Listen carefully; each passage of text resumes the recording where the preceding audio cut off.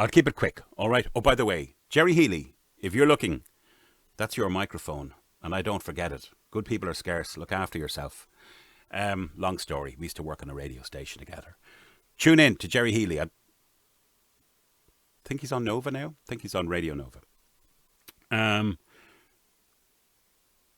Like a lot of you, I was overwhelmed in the last few years, just like the rug was pulled from under me in terms of just our sheer existence and how it was going to be. And it was looking very, and still may very well be, but it was very dystopian there for a while, you know.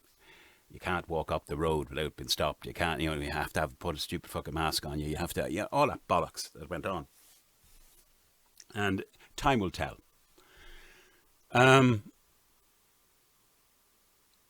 I remember at its height, I met a friend of mine, and he's an old friend of mine, and the two of us are in our 50s, and we've both had serious medical issues. He was a lot worse than me. He had cancer, and the treatment of the cancer affected his heart. He'd open heart surgery. He's good now, as I am after my quadruple special. But that's another story. You live, and you take it all day to day. And I said, David, what the fuck is going on? I said, I'm being blasted with media. Some of it I don't. I actually, my bottom line was, I don't know who to believe anymore. I haven't got a clue who to believe anymore, right? Because you've got to be so careful, because if you do take a trenchant point of view, or you know, on something, it's very easy to then not want to hear the other side, and that's not good. You know, you want to hope that you're right. So my finding, though, was I don't know who to believe, because so-called sources of information I found to be totally one-sided. And there was no debate going on. And yet here we were, like our frickin' health. And as I said, we were compromised. We had to be very, very careful what we did. But he said to me in a comical Irish accent, he said, oh, well, the way I look at that now, Mark, he says, in a couple of years' time, all those people that are coming at you out of the woodwork, they'll be dead. He's a funny guy. And he said, and as for us, we'll be dead as well. So it all won't matter in the end. And you know, folks, that's probably the most sensible thing I heard out of the whole debacle of the last few years. You know, so you got to cool it. And one of my first steps in cooling it recently was I decided to go back to, not woo-woo, but to meditate. I say meditate, no tittering in the cheap seats, right? I'm a bit of a meditator. And don't you know? So I'd sit here with a few candles and I'd quieten my mind. And you can't quite, you know, stop thinking, because even thinking about not thinking is thinking. But still, I was amazed. And what it revealed to me, my quick finding out of it was, okay, take you out of the equation, start seeing the world as it is, not how you want it to be, and start to forensically listen. The sound of silence. Listen to other people. And I did.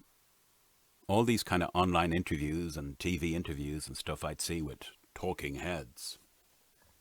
I said, little part of me went, well now, Mark, you're a bit of a pleb, and you never did more than high school, and these people have a lot of letters after their names. So I started playing that whole game in my head. You know, I said, you know, maybe they've got something to say here from an educated standpoint and a learned point of view. It doesn't matter that you've forgotten more than most of them ever knew. But that was the route I was determined to take. And it's been a short-lived route, folks, because what I found out was when I started to listen to those interviewers and interviewees, in not all, but the majority of cases, where it was like a setup. So, I'm the interviewer, I've got to sound a certain way. And you're the interviewee, or the expert, and you've got to sound a certain way as well, like you know what the fuck you're talking about. And you know, the thing is, you don't know the square root of fuck all, was my finding. Now, what I did find was a couple of things. Number one, I thought, you're not doing anybody any favours by not listening. You just went, da, da, da, da. That's me speaking for myself. Da, da, da, da, da. But what I found was, some of these people adopted like a learned delivery, but they weren't answering the questions they were asked in quite a lot of cases. And it wasn't just your Politico type guy that just, talks over it. I don't think they'd filtered it out. They wouldn't even listen. And they'd be very polite about it, but they wouldn't answer the bloody question that was asked. In the case of the interviewer in one of them I was looking at, he asked the same question 3 or 4 times, and the woman just wouldn't kind of answer it. She'd go off on these mega tangents. He didn't have the testicular fortitude to stop her in her tracks, so he'd kind of let her ramble on. That was number one. So people, despite their their credentials, they don't always listen. Number 2 was they're set in their ways. They're set in their ways. You should never be a fucking expert on anything, because if you're an expert on anything, or you know everything, so you come to a dead stop, you should always be a beginner. Because with a beginner, there are always a multitude of options and dimensions that you can look and analyse questions. So fuck the experts, guys.